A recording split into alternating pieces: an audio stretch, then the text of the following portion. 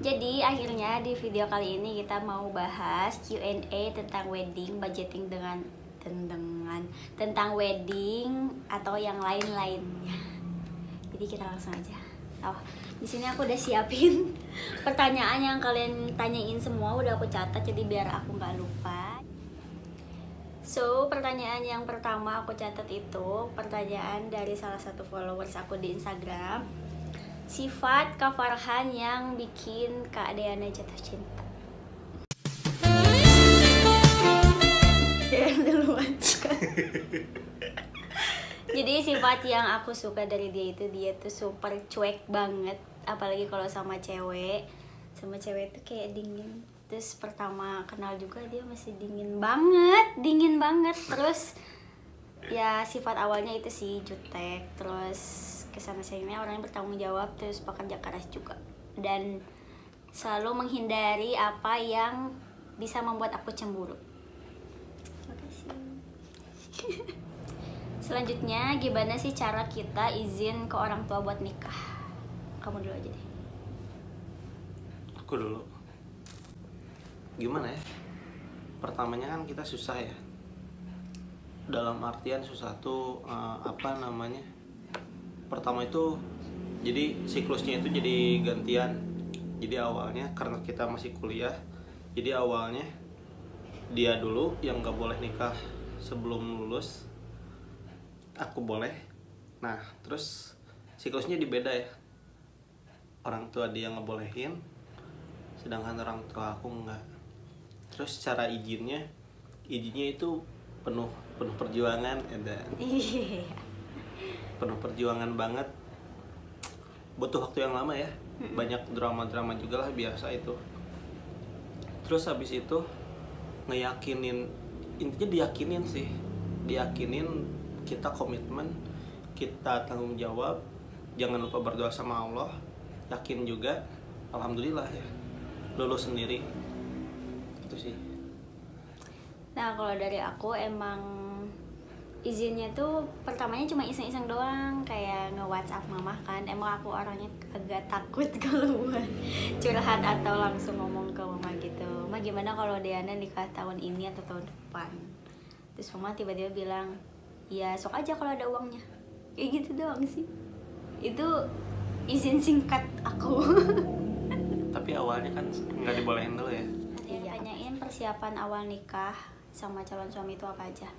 Yang pertama, yang paling penting itu pasti restu dari orang tua dulu ya. Udah itu sebenarnya sebelum kita minta izin ke orang tua pun kita udah kayak siapin seserahan duluan gitu. Jadi kayak dicicil si barang seserahan. Kalau ada uang dia ngasih ke aku nih buat beli apa gitu, kayak gitu. Jadi pas udah izin seserahannya jadi. Udah itu apa sih? Kayak kita tuh cari-cari vendor. Jadi kita cari-cari vendornya itu iseng-iseng aja di Instagram, terus kayak buka-buka wedding organizer kan, pasti di situ ada kayak list-list vendor-vendor yang bagus ya. Jadi kita list kayak yang kelihatannya gitu kita suka, list ya. Di list gitu. Siapa lagi ya? Itu juga kan butuh proses yang lama maksudnya. Sambil nginin budget juga kan. Sambil list budget, list vendor juga yang sekiranya cocok sama kita berdua. Jadi emang persiapan awal restu, terus kayak kalau kita siapin seserahan terlebih dahulu, terus siapin list vendor yang kita mau. Yang pasti nabung juga. Oh ya, jangan lupa nabung, meskipun dikit yang penting nabung aja. Nah, kenapa mutusin untuk nikah muda? Karena kayak gimana ya, udah gede gitu ya, capek buat main-main, terus capek buat pacaran.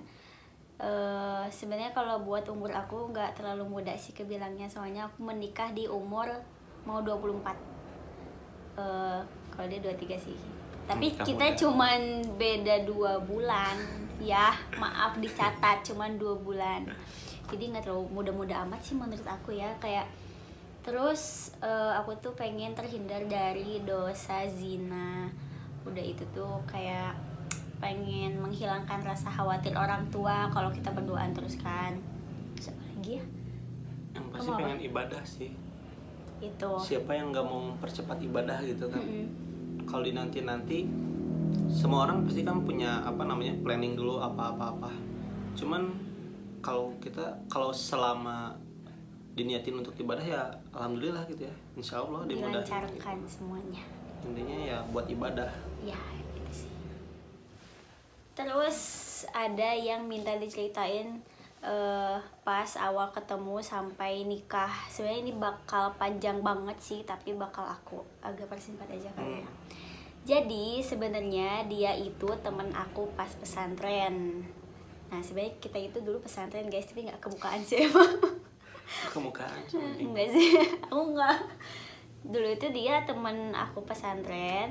Terus selama di pesantren itu kita nggak pernah sama sekali ngobrol sekalipun. Sama sekali nggak ngobrol sekalipun. Terus kalau aku kan di pesantren sampai lulus. Nah kalau dia nggak, jadi pas kelas 2 ya, kelas 2 mualimin atau 2 SMA gitu, dia keluar pindah ke SMA. Nah sudah itu kan nggak ketemu tuh 4 tahun. Udah nggak ketemu 4 tahun. Nah selama 4 tahun itu pasti kan dia punya pacar, aku punya pacar gitu kan. Udah itu kita itu dipertemukan di liburan angkatan pas di pesantren gitu. Nah ketemu kan dari situ ya, kayak pertamanya chattingan di grup gitu, iseng-iseng lah, bercanda kayaknya. Canda. Dari awal bercanda itu terus tiba-tiba kelanjutan guys, kelanjutan sampai chattingnya intim gitulah. Udah itu tuh kayak bukan intim, intens. iya intens lah, iya sama aja lah Iya. dalam. Udah itu kayak kita sama-sama ngenalin ke orang tua, aku ngenalin dia ke orang tua aku dikenalin ke keluarga besarnya dia, dan lebih mencengangkan ternyata aku satu-satunya wanita yang dikenalkan sama dia ke keluarga besarnya. Coba, satu-satunya perempuan dan langsung jadi menikah. Alhamdulillah. Apa lagi ya ceritanya? Ya intinya sih awalnya dari bercanda, terus karena sebenarnya kita nggak pacaran, jadi kita komitmen, mau nggak komitmen nih, kita udah sama-sama capek pacaran, klop, ya udah sampai ke jenjang nikah gitu sih ya. Jadi gini ya, bukan nembak ya, aku juga dulu tuh pernah nanya tuh, mau nggak aku mau cari yang serius-serius aja gitu ya, udah capek bercanda gitu kan. Terus dua-duanya pengen ya udah jalanin dulu aja gitu kan, berjalan begitu aja ya alhamdulillah sampai sekarang. Jadi nggak pernah nembak yang kalau misalkan definisi pacaran itu harus ditembak, sedangkan aku nggak pernah nembak dia, berarti ya nggak pacaran gitu ya. Iya. Cuman ya berhubungan spesial. Nah itulah cerita kita. Selanjutnya ada yang minta tips nabung untuk menikah. Sebenarnya emang nabung itu susah banget ya, apalagi kalau kayak aku yang seneng banget jajan.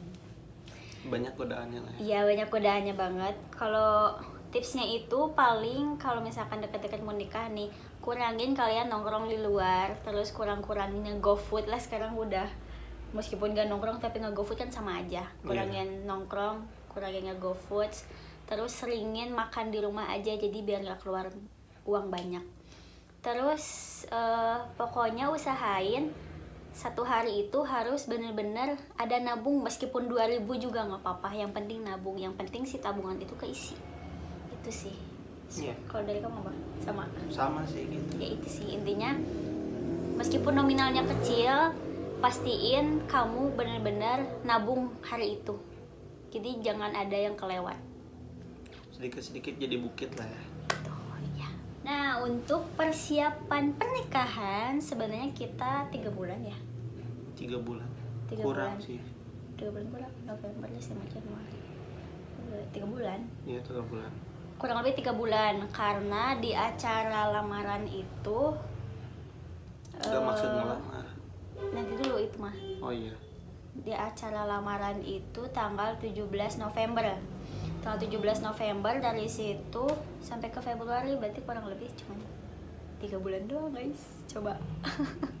Untuk kita yang masih awam banget, untungnya kita udah kayak ngelis vendor, terus ngebudget nikahnya kayak gimana, terus udah punya konsep nikahnya mau kayak apa. Jadi kita alhamdulillah semuanya dilancarin sih ya. Intinya udah punya cita-cita lah ya. Iya. Jadi nggak sekedar nikah ya udah, nggak gitu. Kita tipikal orang yang sama-sama punya cita-cita ya buat pernikahan, meskipun emang kalau yang wajibnya ya udah yang wajibnya gitu, semampunya gitu. Cuman karena kita tipikal orang yang punya cita-cita, ya alhamdulillah dari sebelum-sebelumnya, dari jauh-jauh hari kita udah punya, siapin konsep, siapin list vendor, siapin uang juga jangan lupa. Jadi nggak kaget gitu. Iya, jadi nggak terlalu kaget sih. Oh ya, ini ada cerita lagi yang emang bener-bener konyol banget sih pokoknya. Acara lamaran kita itu tidak direncanakan sama sekali. Sebenarnya kita udah beli cincin buat hitbah lah, buat lamaran. Tapi